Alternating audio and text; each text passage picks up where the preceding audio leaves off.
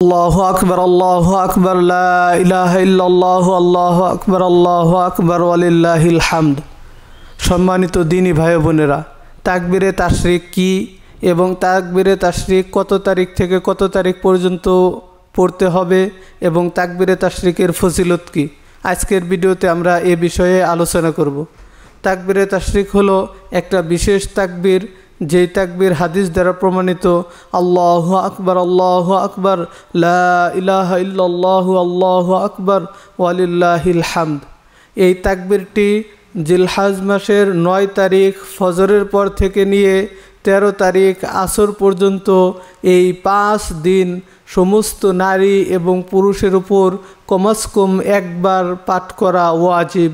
মহিলারা বাড়িতে নিম্ন সুরে ফরজ নামাজের পর আদায় করবে এবং পুরুষরা তুলনামূলক একটু উচ্চ সুরে আদায় করবে।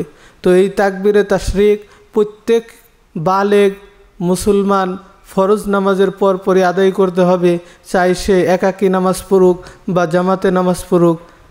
তো এই জন্য এই তাকবীরে তাশরিকের আমল আমরা সকলেই করব। আল্লাহ তৌফিক।